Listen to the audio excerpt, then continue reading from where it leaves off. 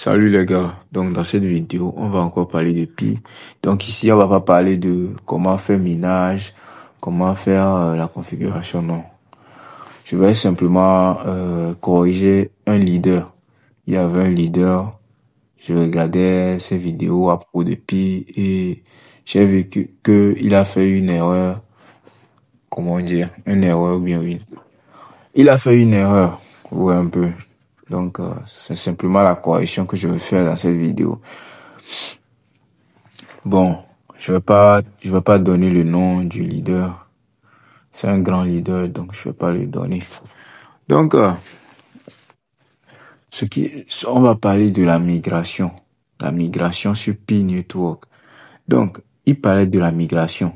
Et qu'est-ce qu'il a dit? Il a dit, ceux qui n'avaient pas pu faire la première migration ne peuvent pas faire la deuxième migration. C'est là il a fauté. Ce qu'il faudra savoir, c'est que la migration, c'est pas quelque chose, bon, ça concerne tout le monde, en fait. Ça concerne tout le monde. Ça ne concerne pas seulement, bon, ça concerne tout le monde. Sauf que ça ne concerne pas tout le monde. Parce que, pour pouvoir faire la migration, il faudra compléter d'abord son KYC. Ouais, un peu. Donc, c'est ça, quoi. C'est ça. Ça veut pas dire que si tu avais complété ton KYC et que tu n'avais pas pu participer à la première migration, que tu ne pourras plus participer à la deuxième migration.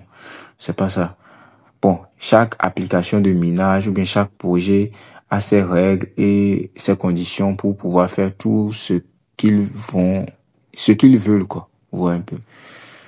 Mais ce que moi je vais vous dire, c'est que si vous êtes sur Pi, si vous n'avez pas pu faire la première migration, ne vous inquiétez pas, vous allez pouvoir faire la deuxième migration. La migration, ça permet de transférer les pièces que vous avez minées sur le mainnet ou bien sur votre portefeuille. C'est un peu ça, quoi. Ouais. Il y a des gens qui avaient fait la première migration. Ouais, un peu. Donc, ils ont pu transférer toutes les pièces qu'ils ont minées de l'application Pi vers leur mainnet, vers leur Pi browser, leur wallet, quoi. Ouais, un peu.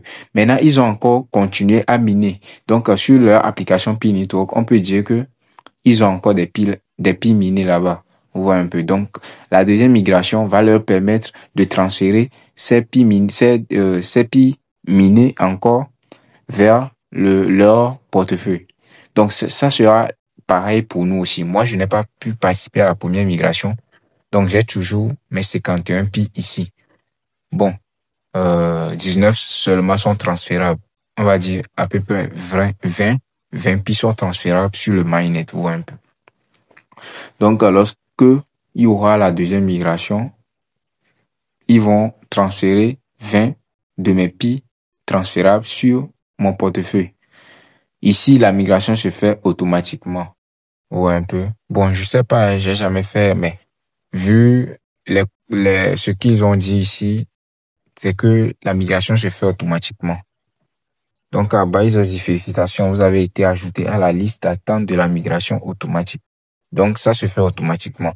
Donc, ce qu'il faudra savoir, c'est que la migration, c'est pour tout le monde, mais ceux qui ont pu faire le KYC, c'est pour ceux qui ont pu faire le KYC.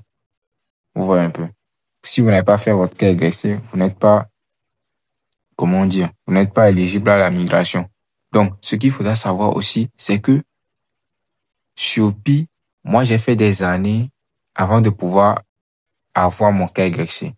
Donc, si vous n'avez pas encore eu votre KYC, continuez de miner jusqu'à la fin de l'application même. Ou bien jusqu'à la fin du minage. Ou un peu, continuez de miner, ne vous découragez pas. Parce qu'actuellement, le prix est en train de grimper. Ouais, un peu. C'est un peu, ça a grimpé aujourd'hui, hein. Ça a grimpé aujourd'hui. Donc, continuez pas à miner. Ne vous découragez pas. Donc, c'est tout ce que j'ai à dire, hein. Je sais pas si j'ai oublié de mentionner encore certains trucs, mais en tout cas, comprenez comme cela, quoi. Donc, si vous avez aimé, likez, partagez, activez la cloche et abonnez-vous. Merci.